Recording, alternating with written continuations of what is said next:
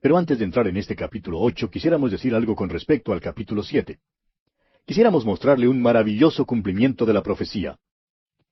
El profeta Ageo dice en el capítulo 2 de su profecía, versículos 6 al 9, porque así dice Jehová de los ejércitos, de aquí a poco yo haré temblar los cielos y la tierra, el mar y la tierra seca, y haré temblar a todas las naciones, y vendrá el deseado de todas las naciones, y llenaré de gloria esta casa, ha dicho Jehová de los ejércitos. Mía es la plata, y mío es el oro, dice Jehová de los ejércitos. La gloria postrera de esta casa será mayor que la primera, ha dicho Jehová de los ejércitos, y daré paz en este lugar, dice Jehová de los ejércitos. Ageo habla aquí en cuanto al templo que el remanente de Israel construyó cuando regresó del cautiverio. Los ancianos lloraron porque se acordaron de la gloria del templo que había construido Salomón. Ageo los consoló con un mensaje del Señor de que la gloria de este templo sería mayor que la gloria del templo de Salomón, porque vendría el deseado de todas las naciones, o sea, el Señor Jesucristo. Jesús apareció en el templo durante la fiesta de los tabernáculos. Cuando vertieron el agua, alzó la voz diciendo, si alguno tiene sed, venga a mí y beba. Él es la verdadera gloria que llena el templo. Él es el deseado de todas las naciones. Y aquel Verbo fue hecho carne y habitó entre nosotros, y vimos su gloria, gloria como del unigénito del Padre, lleno de gracia y de verdad. Bien, amigo oyente, queríamos mostrarle este cumplimiento de la profecía de Ageo, cuando Jesús subió a Jerusalén durante la fiesta de los tabernáculos y fue al templo. Pasemos ahora sí al capítulo 8 de Juan. En este capítulo Jesús perdona a la mujer adúltera. Antes de que entremos en nuestro estudio de este incidente, vamos a mirar las circunstancias que lo rodean. Los escribas y los fariseos en realidad no querían apedrear a esta mujer adúltera, sino a Jesús. Notaremos al estudiar el discurso que sigue a este incidente, que el verdadero punto en cuestión era que dudaban el nacimiento virginal y los antecedentes de Jesús. Ellos alegaban que Abraham era su padre, y preguntaron quién era el padre de Jesús, como lo vemos en los versículos 33 y 41. Por fin Jesús les dice, allá en el versículo 58, de cierto os digo, antes que Abraham fuese, yo soy. Traen pues hasta Jesús esta mujer adúltera, pero la verdadera cuestión que ellos alegaban era que Cristo había nacido como un hijo ilegítimo. En el Salmo 62, versículo 12, leemos, hablaban contra mí los que se sentaban a la puerta, y me zaherían en sus canciones los bebedores. En sus mentes siempre tenían una nube de dudas en cuanto a Jesús, y estamos seguros que los borrachos que caminaban por las calles y que se sentaban en las cantinas en Nazaret, cantaban canciones groseras en cuanto a Jesús y a su madre. Por tanto, los hallamos preguntándole ahora en cuanto a sus antecedentes. Ahora Jesús alega que Dios es su Padre. No tenía padre terrenal porque nació de una virgen. Jesús presenta este argumento cuando dice, antes que Abraham fuese, yo soy. Está alegando que Él es el Cristo, el Hijo del Dios vivo. Ahora, este incidente de la mujer sorprendida en adulterio, que se encuentra contenido en los versículos 1 hasta el 11, no se halla en algunos manuscritos antiguos y está entre paréntesis en otros. Westcott y Hort lo eliminan de su texto griego. Nestle lo incluye en su texto griego, pero lo pone entre paréntesis. No se halla en algunos de los mejores manuscritos, pero se encuentra en otros. Nosotros sostenemos que pertenece al texto y que los escribas sinceros dejaron de copiarlo porque simplemente no podían resignarse a aceptar lo que dijo. Por tanto, perdieron una gran verdad espiritual.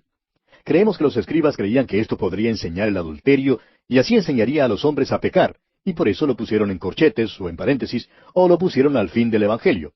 Y por eso lo hallamos de esa manera en algunos de los manuscritos antiguos. Pero creemos que es parte de la palabra inspirada de Dios, y es por eso que la estudiaremos nosotros. Comencemos pues leyendo los 2 primeros versículos de este capítulo 8 del Evangelio según San Juan. Y Jesús se fue al monte de los olivos, y por la mañana volvió al templo, y todo el pueblo vino a él, y sentado él les enseñaba. Ahora, recuerde usted que la noche anterior se había reunido el Sanedrín, y que había allí una división de opinión en cuanto a si Jesús era el Mesías o no. Nicodemo, por su parte, le había defendido. Todos se habían ido a sus casas, pero nadie le convidó a Jesús a quedarse en su casa. Temprano entonces, por la mañana, Jesús regresó a Jerusalén y volvió al templo, donde se sentó para enseñar. Continuemos ahora con los versículos 3 y 4. Entonces los escribas y los fariseos le trajeron una mujer sorprendida en adulterio, y poniéndola en medio le dijeron, Maestro, esta mujer ha sido sorprendida en el acto mismo de adulterio. No podemos pensar en algo que pudiese ser más crudo más rudo o brutal que este acto de estos principales religiosos. Y amigo oyente, tememos que hoy en día muchos que se jactan de ser fundamentalistas actúan en forma similar. Nuestro Señor estaba sentado en el templo enseñándole al pueblo. Debe haber habido un gran alboroto allá afuera y luego aparecieron estos principales religiosos acompañados por la gritería del populacho, trayendo a esta mujer con su cabello despeinado y resistiéndose a ellos. Es seguro que la actitud de ella era muy desafiante. La multitud en el templo naturalmente se volvió para ver lo que estaba ocurriendo y vemos que trajeron a esta mujer hasta el mismo grupo que el Señor Jesús está enseñando. Y allí la arrojaron con fuerza al suelo y luego lanzan su cruda acusación. Esta mujer ha sido sorprendida en el acto mismo. Es culpable, no hay duda de eso. Y lo que ella hizo fue pecado. Nuestro Señor le dijo a ella, vete y no peques más. Sin embargo, ellos no tenían ningún derecho de poner al descubierto su pecado delante de una multitud donde ella estaría en peligro de sufrir la violencia por parte de ellos. Y bien sabían la ley. Allá en Levítico capítulo 20, versículo 10 dice, si un hombre cometiere adulterio con la mujer de su prójimo, el adúltero y la adúltera indefectiblemente serán muertos. Ahora, ¿dónde estaba el hombre? Estos líderes religiosos eran tan malos como la mujer misma. Continuemos pues con los versículos 5 y 6. Y en la ley nos mandó Moisés apedrear a tales mujeres. Tú pues, ¿qué dices? Mas esto decían tentándole para poder acusarle. Pero Jesús, inclinado hacia el suelo, escribía en tierra con el dedo. No se puede arguir en cuanto a eso. Tenían razón en cuanto a la ley de Moisés y no hay ninguna manera de modificarla. Esta mujer debía ser apedreada. Y le presentan un dilema a Jesús. ¿Contradirá a Moisés? ¿Dirá otra cosa? ¿Ofrecerá otra explicación? Hicieron esto para tentarle a fin de poder acusarle. En realidad, no tenían interés en apedrear a esta mujer. Lo que querían era apedrear a Jesús. Y nuestro Señor lo sabía, como dice en el capítulo 2, versículo 25 de este mismo Evangelio. Él no tenía necesidad de que nadie le diese testimonio del hombre, pues él sabía lo que había en el hombre. Esta escena es muy interesante. Arrojan a esta mujer desafiante delante de él. La multitud no tenía ningún respeto hacia ella y la miran maliciosamente. Aumentan su humillación. Ella, pues, era culpable. Pero aun si lo fuese, esta no era excusa para tratarla de esta manera. El hecho es que Jesús despide el caso. No se juntará con los que la acusan, ni aun la mirará para aumentar su pena. Él se agacha y escribe exactamente como si ni aun los oyera. Este es el único registro que tenemos de que Jesús haya escrito algo. Cristo es el personaje sobre el cual más libros se han escrito en pro y en contra, más que cualquier otro hombre que jamás haya vivido. Y sin embargo, aparentemente él nunca escribió nada, sino esto aquí, en la tierra del suelo del templo. El viento o los pies de la multitud lo borró. ¿Pero qué escribió Jesús? Bueno, no lo sabemos. Pero vamos a decirlo lo que creemos que escribió. Allá en el Salmo 90, versículo 8 leemos, pusiste nuestras maldades delante de ti, nuestros yerros a la luz de tu rostro. El pecado oculto acá en la tierra es un escándalo descubierto en el cielo. El profeta Jeremías dice en el capítulo 17 de su profecía, versículo 13, Oh Jehová, esperanza de Israel, todos los que te dejan serán avergonzados, y los que se apartan de mí serán escritos en el polvo, porque dejaron a Jehová manantial de aguas vivas. Ahora, ¿quién había dejado al Señor? ¿Esta mujer? Sí, ella le había dejado. Pero, ¿qué de esos líderes religiosos? Bueno, ellos también le habían dejado. Sus nombres serán escritos en el polvo. Esto es lo que nosotros creemos que escribió. Creemos que escribió el nombre de una mujer que vivía allá en Roma. Un viejo fariseo piadoso había tenido una relación amorosa en Roma cuando era joven. Su esposa no lo sabía. Ninguno en Jerusalén lo sabía. Pero nuestro Señor conocía a ese individuo. Simplemente escribió el nombre de la mujer. Y al venir para ver lo que había escrito Jesús, el viejo fariseo de repente se acordó que tenía una cita para estar en otra parte. Uno de los escribas visitaba con frecuencia a Éfeso y allí había cierta dirección, la cual Jesús escribió también sobre el polvo. Ahora el escriba la vio escrita y dijo, ¡caramba! Y se fue. Otro escriba abandonó a una mujer en Galilea estando embarazada, pero él no se había casado con ella y él creía que nadie sabía nada sobre ese asunto. Creemos que el Señor escribió el nombre de la joven y junto al nombre de ella, el nombre del escriba. Ahora, permítanos, amigo oyente, decirle, ¿por qué creemos que Jesús pasó lista aquel día? Bueno, leamos los versículos 7 al 9. Y como insistieran en preguntarle, se enderezó y les dijo, El que de vosotros esté sin pecado, sea el primero en arrojar la piedra contra ella.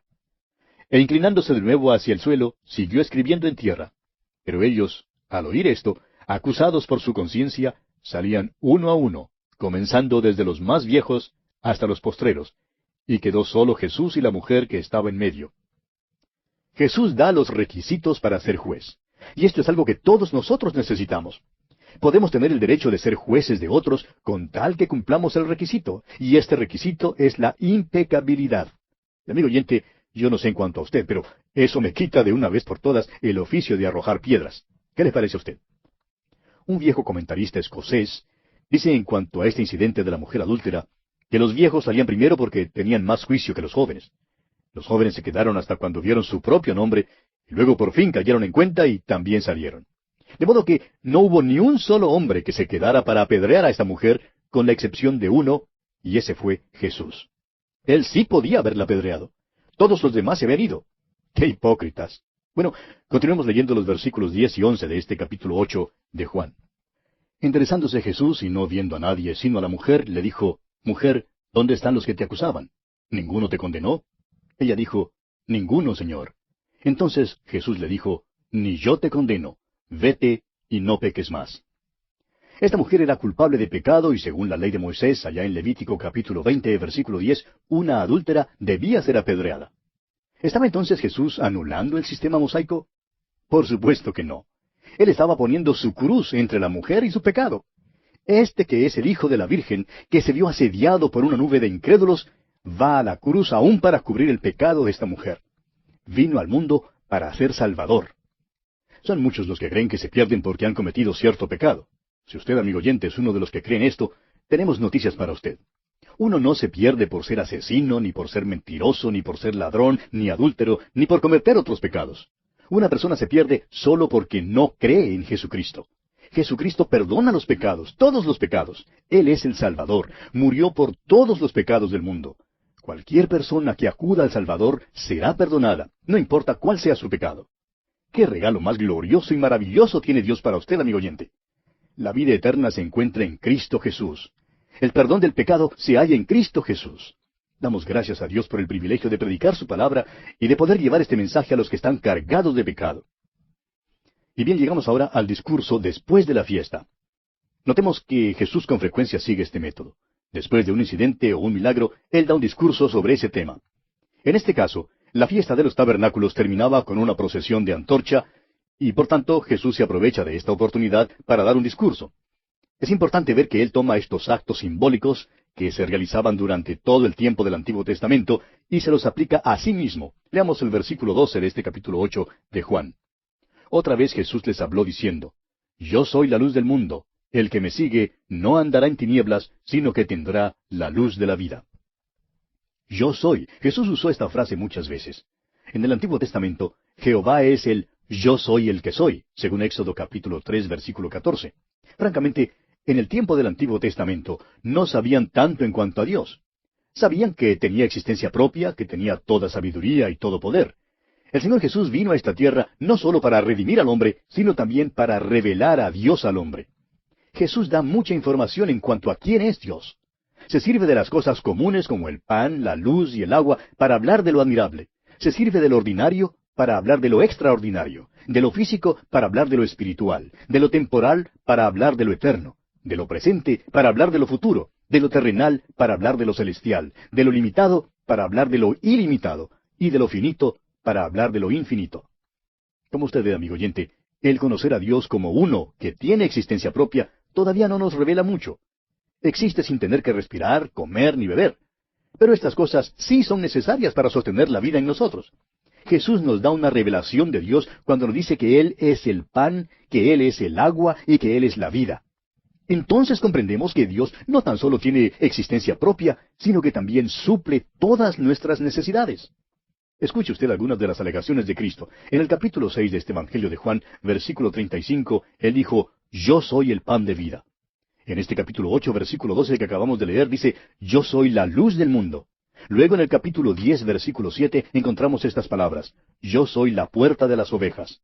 Y en el versículo 9 del mismo capítulo 10, Yo soy la puerta. Luego en el versículo 11, dice, Yo soy el buen pastor. En el versículo 25 del capítulo 11, Él dice, Yo soy la resurrección y la vida. En el capítulo 14, versículo 6 de este Evangelio de Juan, Él dice, Yo soy el camino y la verdad y la vida. Y allá en el capítulo 15, versículo 5 de este Evangelio de Juan, él dice, yo soy la vid, vosotros los pámpanos. Ahora, volviendo al versículo 12 que hemos leído, notamos que Jesús está diciendo, yo soy la luz del mundo. Acaba de exponer el pecado de los escribas y los fariseos que le habían traído a esta mujer sorprendida en adulterio. Eran tan culpables como ella, pero ellos tuvieron que huir. Cuando uno prende la luz, todas las ratas, los murciélagos y los chinches salen corriendo, porque la luz expone el pecado, y es por eso que los escribas y los fariseos tuvieron que salir. Jesús dice que Él es la luz. Y esta es la alegación o la declaración más elevada que ha hecho acerca de sí mismo hasta aquí en este Evangelio de Juan. Una de las definiciones de Dios es que Él es luz, según lo leemos en la primera carta del apóstol Juan, capítulo 1, versículo 5. Es perfecto en su santidad y en su justicia. Aún la luz física es una de las cosas tanto más complicadas como una de las cosas más esenciales para nosotros. ¿Quién en verdad sabe lo que es? Algunas veces funciona como ondas y otras funciona como partículas de materia. Lo sobresaliente es que los hombres, actuando sobre estas dos definiciones o principios, han podido lograr invenciones y descubrimientos extraordinarios. Algunos dicen que las dos cosas son verdad, y sin embargo hay otros que dicen que ambas no pueden ser verdad. ¿Es la luz la ausencia de tinieblas? ¿O son las tinieblas la ausencia de la luz? Decimos que un cuarto se llena de luz. ¿Qué queremos decir? ¿Pesa más cuando se llena de luz? Pues bien, no comprendemos la luz. Y es cierto que un niño no comprende la luz, pero sí sabe lo suficiente en cuanto a ella como para encender la luz para que haya luz al entrar a un cuarto. Jesucristo es la luz del mundo. Él es la luz espiritual. Así como el sol es la luz física de este mundo, así la luz espiritual de este pobre mundo es Jesucristo mismo. Y como a un pequeñito le es posible tener suficiente juicio como para entrar en la luz, así el pecador hoy en día, aunque sea necio y vagabundo, puede entrar en la presencia del Señor Jesucristo. Hay quienes niegan que Cristo es la luz del mundo. Están caminando en la luz de la luna. Ahora, la luna no tiene luz propia, sino que deriva su luz y la refleja del sol. Esta civilización en la cual vivimos hoy en día lo debe todo a Cristo. Los hospitales, los orfanatos, la consideración de los pobres, los derechos del obrero, todos reflejan al Señor Jesucristo. Uno de los motivos por el cual tenemos tantos problemas hoy en día en nuestra civilización es que nos hemos desviado tan lejos de la luz. El mundo simplemente anda en la luz de la luna. Sin embargo, el Señor Jesús extiende su invitación. Él dice, el que me sigue no andará en tinieblas, sino que tendrá la luz de la vida. Y amigo oyente, si usted quiere encontrar la verdadera luz que ilumine su vida completamente, le exhortamos a que en este mismo momento usted acuda a Cristo Jesús y la reciba en su corazón como su Salvador personal. Solo entonces su vida irradiará la verdadera luz que Él da a cuantos en Él confían. Es nuestra oración que la luz de Cristo brille en usted desde ahora y para siempre.